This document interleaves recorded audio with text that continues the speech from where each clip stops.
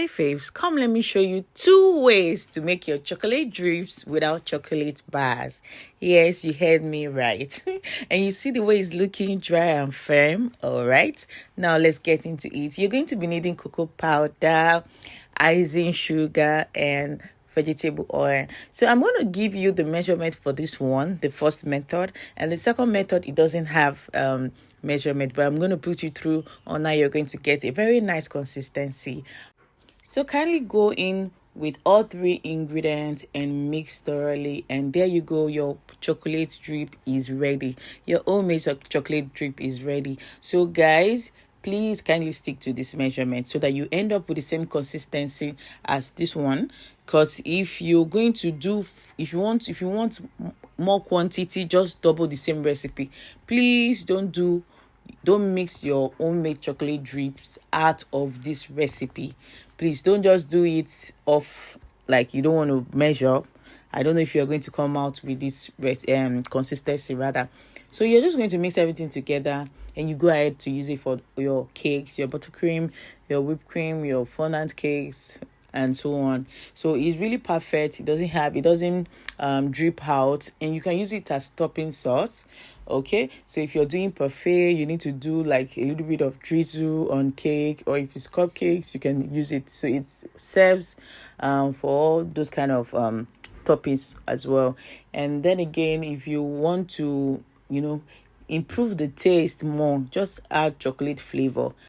Then your drip is good to go, and the taste is really, really nice. It tastes chocolatey, like nobody's gonna know that it's not real chocolate bar. So like you see in this video, just use a very good brand of cocoa powder that doesn't have any bitter taste, and then you're good to go. All right, the second method is egg white.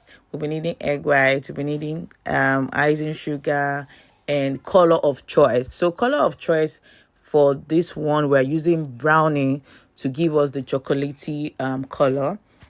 So if you look well now, I'm doing royal icing here. So this is royal icing. Then we're just going to go in with our brownie to give us the chocolate color.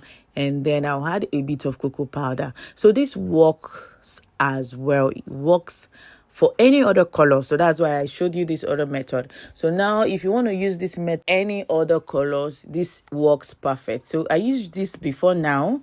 Even way back, I usually use this royal icing for my white drip before I started getting chocolate bars, the white one, because like 4-5 years ago, it's very, very hard to get chocolate bars.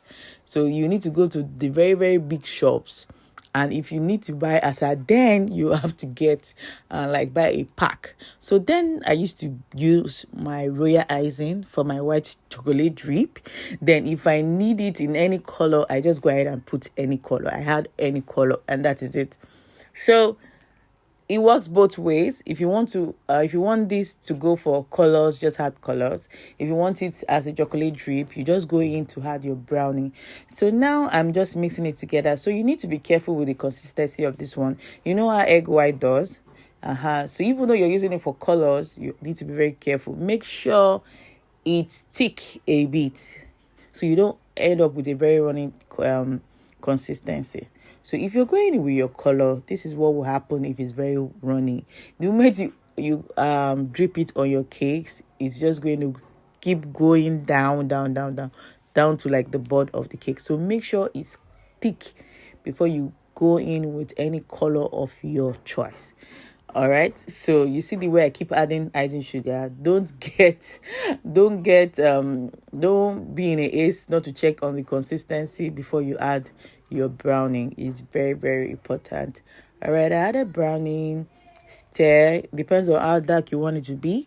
Then you add cocoa powder, like a teaspoon, for that to enhance the taste, for it to taste chocolatey.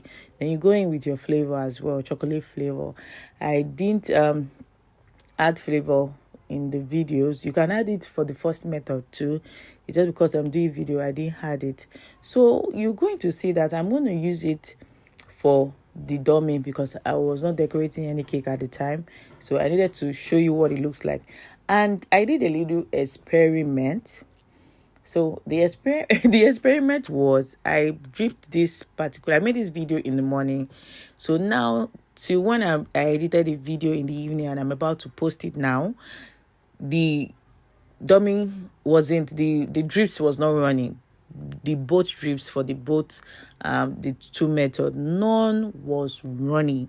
So which means you are very, very safe. So I did that experiment because that you see what it looks like after so many hours. Okay, so you don't come and ask me in the comment section that maybe I don't use it and I only posted the video. Not at all. So you see here, I am using it now for you to see. So this is like a practical method for us to see what it will look like at the end of the day, and it came out really nice. This is the first one. This is the second method, the royal icing method.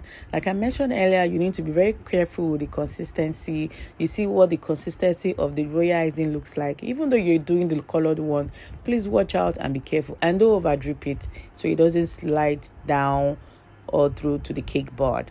But other than that, is really, really perfect. So the little experiment I did was to leave it on the tabletop for over 6 hours. Yes, from morning till, and when I made it till this evening that I did the edit, it was just sitting on my tabletop and there was no dripping. Like it didn't drip off or it didn't turn watery because it's not chocolate bar. So if you're worried that it's not going to turn out perfect, not to worry, it's just perfect, and it's a perfect shortcut, perfect substitute for chocolate bar.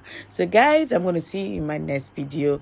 See what it looks like, dry and perfect. It's dried and perfect. See you in my next video. Bye.